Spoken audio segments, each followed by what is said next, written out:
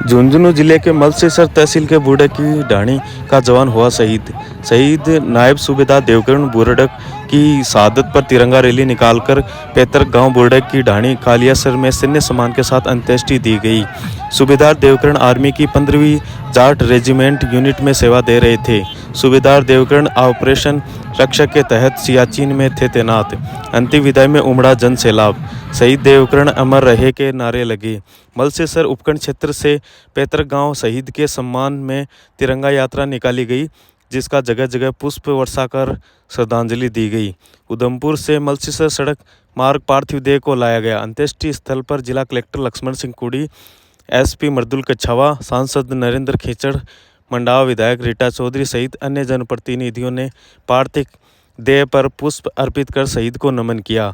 Army regiment ने guard of honour दिया। इसके बाद शहीद के बेटों ने मुखाग्नि दी। शहीद देवकरण की 13 फरवरी को ड्यूटी के दौरान तबीयत बिगड़ गई थी। उसके बाद देवकरण को मिलिट्री अस्पताल में भर्ती करवाया गया था, जहां उनका इलाज चल रहा था। इलाज के दौरान रविवार को देवकरण ने देश की रक्षा करते हुए शहीद हो गए। शहादत की सूचना पर गांव में कोहराम मच गया। शहीद देवकरण के 2 बच्चे और पत्नी जयपुर में ही रहते थे। सूचना मिलने के बाद सभी को गांव लाया गया। 26 सितंबर को आए थे छुट्टी पर। शहीद के चचेरे भाई नितिन कुमार ने बताया कि रविवार को आर्मी हेडक्वार्टर से फ़ोन आया तो पता चला कि देवकरण शहीद हो गए। शहीद देवकरण ने वर्ष 2000 में आर्मी ज्वाइनिंग की थी। देवकरण 3 भाइयों में दूसरे नंबर के थे। उनके बड़े भाई संजय सिंह भी आर्मी से रिटायर हैं। फिलहाल डीएससी आर्मी में कार्यरत हैं, जबकि छोटा भाई अनिल वर्तमान में आर्मी में तैनात है। शहीद के माता पिता गांव में ही रहते हैं। पिता भी आर्मी से रिटायर हैं। बड़ा भाई झुंझुनू में रहता है, तब जबकि छोटा भाई अनिल माता पिता के साथ। झुंझुनू के एक और वीर शहीद ने आज शहादत दी है देश के लिए, देश की सुरक्षा करते हुए। मलसीसर तहसील में ग्राम पंचायत कालियासर के बुर्डकों की ढाणी के जेसीओ के पद पे तैनात है देवकरण। उनकी जो है कारगिल की ऊंची पहाड़ियों पे देश की बॉर्डर की रक्षा करते हुए, देश की सेवा करते हुए उन्होंने अपने प्राणों का सर्वोच्च बलिदान देकर शहादत दी है। कारगिल जैसी पहाड़ियों में आपको विदित है, बड़ा सांस लेना भी मुश्किल है। इन दिनों बर्फ़बारी हो रही है। ऐसी दुर्गम और कठिन परिस्थितियों में भी हमारे जो है ज़िले के जवान जो है देश की रक्षा करते हैं और देश सेवा में जो है जुटे हुए हैं। मैं ऐसे शहीदों को नमन करता हूं, प्रणाम करता हूं और झुंझुनू की इस वीर धरा को भी नमन करता हूं कि जो है हर थोड़े दिनों बाद आप देखते होंगे कोई न कोई देश के लिए जो है देश की सुरक्षा करते हुए, बॉर्डर की सुरक्षा करते हुए शहादत की खबर आती है।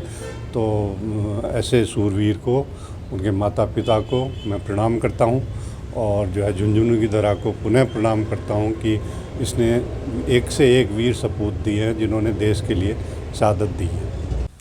जैसा कि सभी को विदित है, झुंझुनू वीर शहीदों की भूमि है और झुंझुनू के एक और जो है सिपाही ने, एक और फौजी ने देश के लिए शहादत दी है।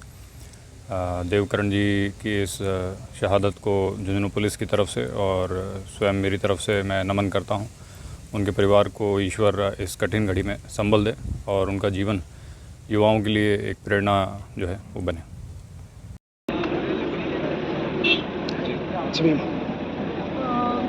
हमारे पास कालियासर बुर्डकों की ढाणी नज़दीक बिल्कुल शहीद हुए हैं सूबेदार जी देवकरण सिंह जी। हम लोग सब आज उनके उसमें शामिल हुए हैं और मैं समझती हूँ कि झुंझुनू जिला पूरा सैनिकों का जिला है, सबसे बड़ा। और यहाँ पे देखा जाए तो सबसे ज़्यादा शहीद भी हुए हैं। मातृभूमि के लिए यहाँ पे हर बच्चे में एक जज्बा है। मैं आपके मार्फत देवकरण जी को सैल्यूट करती हूँ और उनके परिवार को नमन करती हूँ। पूरा परिवार जो है वो फौज में ही रहा है, सेना में अपनी सेवाएं दी हैं उन्होंने देश के लिए। आज बड़ा दुख भी है कि ज़्यादा उम्र नहीं थी, कम उम्र के अंदर वो चले गए, जब परिवार को भी उनकी ज़रूरत थी, देश को भी उनकी ज़रूरत थी। हम सब उनको नमन करते, श्रद्धांजलि। ईश्वर इस कठिन समय में इनके परिवार को जो है संबल दे और इनका जो सर्वोच्च बलिदान है निश्चित तौर पर हमारे आने वाली पीढ़ियों में, युवाओं में एक प्रेरणादायी जीवन इनका रहेगा और आने वाली पीढ़ी और हमारा युवा वर्ग जो है इनके जीवन से प्रेरणा लेगा और आने वाले समय में देश सेवा के लिए तत्पर होगा।